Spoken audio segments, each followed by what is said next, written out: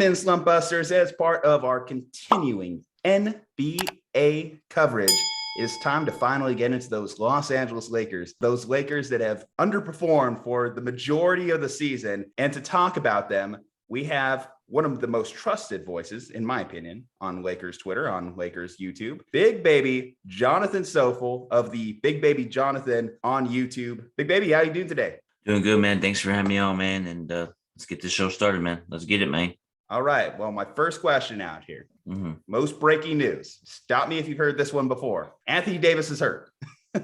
Anthony Davis, this is his second injury, third injury of the season. It's just one of those constant things about the Anthony Davis experience. Currently, the Lakers have a winning record when AD isn't on the court. And Stephen A. Smith made some headlines this past week suggesting that the Lakers move off of Anthony Davis. What do you think? Is that the right move? Should the Lakers move off of Anthony Davis, or Anthony Day-to-Day, as I've seen it called? As far as trading Anthony Davis, man, I wouldn't. I would try one more year. And if he has another injury or if he is struggling again, then you trade him. But if we trade him, that means we traded Lonzo Ball, Brandon Ingram, Josh Hart, all those picks for Anthony Davis. And then we trade him, Anthony Davis, to another team that's like, let's just hold the fort. Let's have him sit out the rest of the season and try again next year. If it doesn't work, then trade him. That's what I would do. So pivoting on the Anthony Davis stuff to what they did this last offseason, which is bringing in Russell Westbrook instead of DeMar DeRozan or instead of Buddy Hield, moves like that. What have you made of this situation with the Lakers, and who deserves some of the blame or criticism for the moves that were made or not made during the offseason? As LeBron says one thing to the media this weekend and Pelinka's remained relatively silent. What do you make of that situation this offseason? Man, this whole offseason with the Lakers, man, LeBron wanted Russell Westbrook. Rob Pelinka wanted Buddy Hield, and LeBron tried to convince Rob Pelinka to get Russell Westbrook. They got it, and then they got the players that LeBron wanted. Now LeBron's upset. I feel like Rob Pelinka is saying this. You asked me to get these players, figure it out. Figure it out. Don't come to me saying getting more players. You guys need to figure it out as a team. Man up and figure it out. That's why I get the sense from it. You know what I mean? That's what I get from Rob Pelinka. You know, Rob Pelinka is not going to sit here and let this team fold for next year. He's going to make moves. He's going to get the right players on this Laker team. He has that Kobe Bryant mentality, man. He ain't going to play. He ain't going to play around. You know what I mean? So I expect big changes coming in the offseason, and I'm looking forward to what's to come in the future for the Lakers. Russell Westbrook struggles, obviously well documented, leads the league in turnovers, plus minus is in the tank. Is there any reason really be optimistic regarding Russ in the season second half, just based off the first half struggles that he's had? No, I still feel like Russell Westbrook's going to still continue to do the same thing he's been doing all year. He hasn't changed. And if I was Frank Vogel on the Lakers coaching staff, I would just say, you know what, Westbrook, go to the bench, come in with the second unit, bring the energy that and spark, because it's not working with the first unit, man. Because if it was working, we'd be winning games, and it's not working. The Russell Westbrook ship has sailed in Los Angeles, and I'm done with it. I've seen enough. You know, I don't have any confidence with Russell Westbrook the rest of the season. I'm just keeping it real. Just keeping it all the way real, like I always do on my show. Always keeping it real with the Westbrook situation. So at the trade deadline this year, there weren't a lot of great options for them. I know they had like a Westbrook for John Wall type of swap. I know there's stuff connected to Derrick Rose that's, I guess, not necessarily right now, but for next year. And LeBron's still under contract for one more year. I've argued that they should still keep Westbrook and try new things, like maybe move him to the 5 or move him to the bench, because no matter what, they'd be selling it low on Russell Westbrook. What did you make of their decision to hold on to him at the deadline? Not surprised. You know what I mean? Not surprised whatsoever. I'm not surprised Lakers didn't do anything, because Westbrook, next season's contract's going to be expiring. So you can attach that with a prior first round pick or something, another player, and then get it off your books, And I also did see a report about John Wall and Christian Woods for Russell Westbrook. And I would think Christian Woods' contract would lead us into luxury tax. So it's kind of like the Lakers don't want to do that again. So they'll probably just hold the fort, go through the growing pains, and figure out again in the offseason. That's what I take of it. You mentioned that it seemed like Rob Pelinka and LeBron James are starting to butt heads. We did see that report that he'd be interested in pursuing futures with whatever team ends up drafting Bronny. He has currently the second highest usage rate in the NBA. To the last 3 seasons, he's had injuries.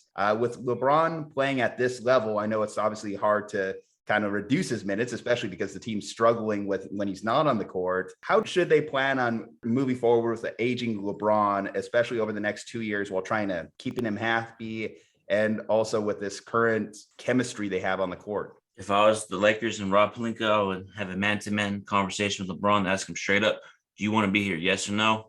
And if he doesn't say anything, I'm picking up the phone and trading him, because LeBron leaves teams high and dry. He just goes from Cleveland to Miami, then Miami back to Cleveland, then Cleveland to LA. It's like, come on, if you don't want to be here, just say it. We'll pick up the phone, trade you. You know what I mean? I don't want him to just leave us high and dry.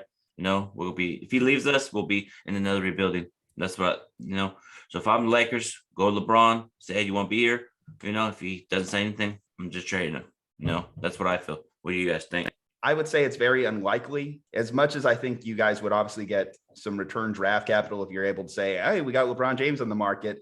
The idea of trading LeBron James is something that I think a franchise typically won't recover from. You don't typically see stars at that level get traded.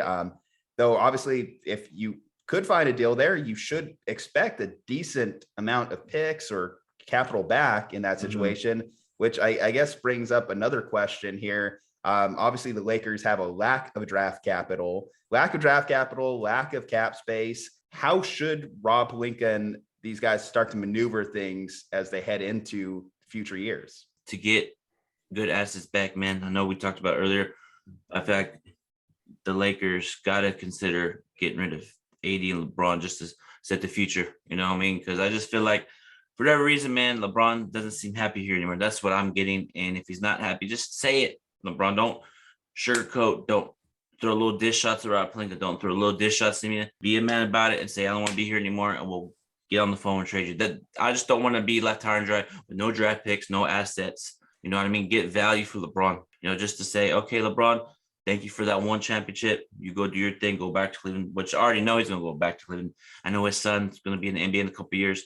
You know what I mean? So I wouldn't be surprised if Bronny James goes to Cleveland and LeBron goes back there. You know what I mean? What I'm saying is I just don't want to get left high and dry with no draft picks, no assets back. That's what I would do if I was Rob Pelinka. Try to ask around, like, okay, I have LeBron James. What can I get? Throw me some draft picks my way. That's what I would do if I was Rob Pelinka of the Lakers. So, you know what I mean? Just I don't want to be left high and dry at the end of the day. So this is an interesting game because LeBron James has the no trade clause in his contract. So ultimately does LeBron James want to leave? Does LeBron James look at the situation with the Lakers and say, I'm ready to go try something else with the last stages of the career? The Anthony Davis one, though, is really interesting because the Lakers hold a lot of leverage in that situation if they want to move on. So this offseason, you mentioned earlier that you would hold on one more year with Anthony Davis. Obviously, you'd move Westbrook yesterday if you could. So do you wait it out and risk the possibility of LeBron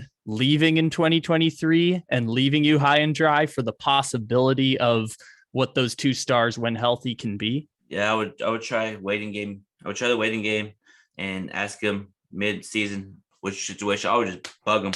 If I was Rob Pelinka, like, what's your situation? You need to let me know. If he's like, I'll let you know. If he doesn't, pick up the phone at the deadline and then get rid of him. Because I just feel like body language, his demeanor, he's mentally checked out. That's what I'm getting.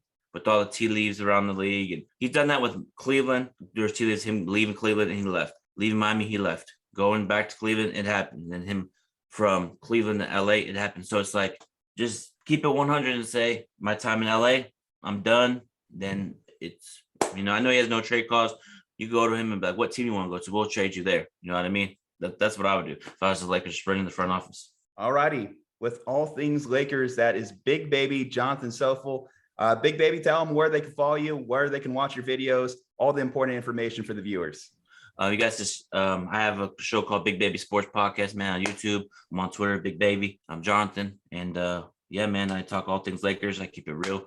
I don't sugarcoat anything. So make sure you guys subscribe to the channel. All right, guys, from Juju Talk Sports, from Kyle Ledbetter, stay safe, happy, and healthy. And we'll be back to you with more NBA breakdowns.